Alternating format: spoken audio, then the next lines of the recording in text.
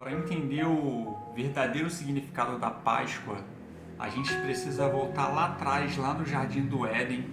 E para isso eu tenho uma palavra que ela está no livro de Romanos, capítulo 5, versículo 12. E diz assim: Pelo que como por um homem entrou o pecado no mundo, e pelo pecado a morte. Assim também a morte passou a todos os homens, porque todos pecaram. Quando o diabo ele conseguiu enganar Eva, que por consequência também trouxe Adão, e eles provaram do fruto proibido, sendo desobedientes a Deus, eles começaram ali o pecado, e a partir daquele momento criou-se um véu que ele não permitia a comunicação entre nós e Deus. Perdeu-se essa comunicação, porque entrou o pecado no mundo, e o pecado trazendo a morte, como diz no livro de Romanos 5,12. Mas aí eu quero trazer para você no livro de Levíticos 17,11, que diz assim: Porque a vida da carne está no sangue. Eu vou-lo tenho dado sobre o altar, para fazer expiação pela vossa alma, porquanto é o sangue que fará expiação em virtude da vida.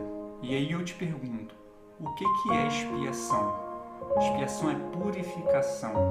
Então a purificação através do sangue.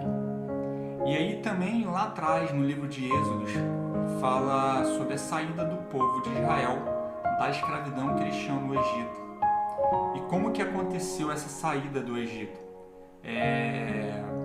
Lá o povo ele recebeu do Senhor uma ordem que passassem sangue de cordeiro nos portais das casas, para que quando o anjo da morte passasse naquele lugar, não tivessem os seus filhos mortos pelo anjo da morte.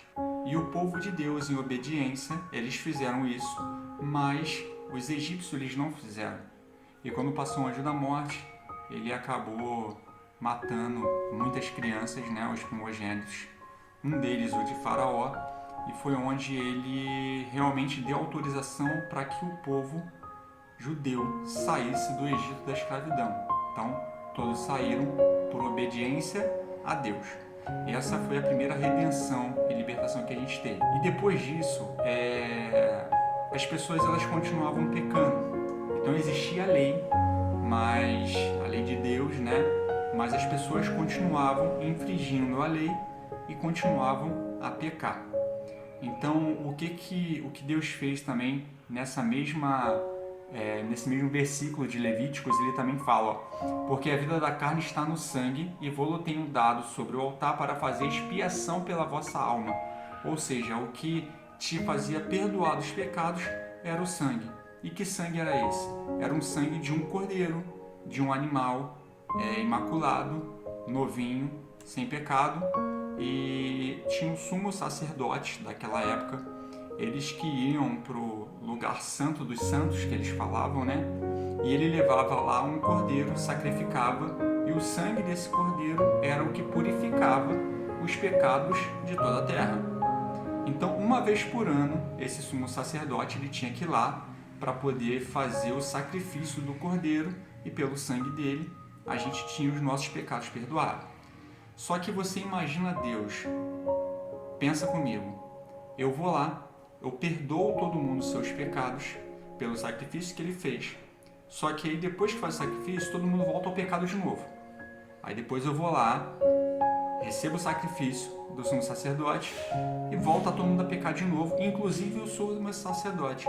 Então pensa se para Deus isso estava legal, estava ok? Não estava. Mas a palavra também diz que Deus, ele primeiro nos amou. Então ele, com o teu enorme amor que ele tem pelas nossas vidas, ele precisava fazer algo para que esse ciclo vicioso de vai lá o sumo sacerdote, faz o sacrifício, a gente volta a pecar tudo de novo. Aí depois ele vai lá, faz um sacrifício, volta, ou seja, a gente estaria sempre dependendo de um sacrifício e sempre com uma carta de acusação do diabo contra a nossa vida, que o pecado pra gente também era a nossa morte.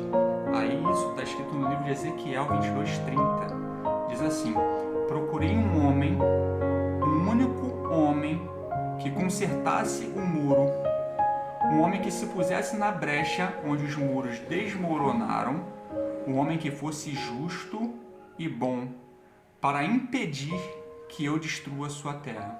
E aí quem era esse homem?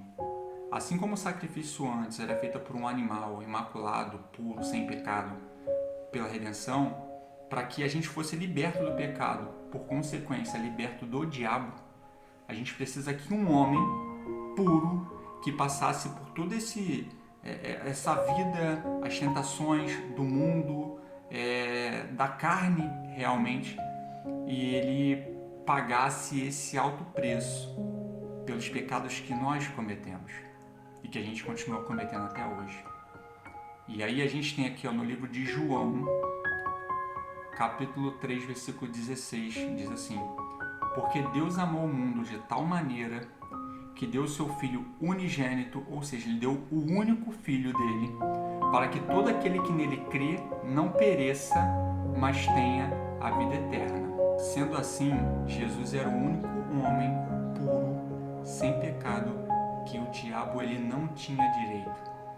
E mesmo assim, ele sofreu todo o castigo imerecido por ele ser puro, por ele não ter pecado, mas ele levou sobre si todas as nossas dores, levou sobre si todos os nossos pecados, para que a gente pudesse novamente ter acesso ao Pai. Jesus, ele rasgou o véu quando ele foi crucificado. Então, pelo seu sangue, nós fomos purificados. E aí, no livro de Romanos, capítulo 5, versículo 10, diz assim: se quando éramos inimigos de Deus, fomos reconciliados com Ele mediante a morte do seu Filho, quanto mais agora, tendo sido reconciliados, seremos salvos por sua vida. Então, quando Jesus ele veio à Terra, ele veio única e exclusivamente para que nossos pecados fossem perdoados e trazer para a gente o direito da salvação e essa comunhão com o Pai que havia se perdido devido ao véu.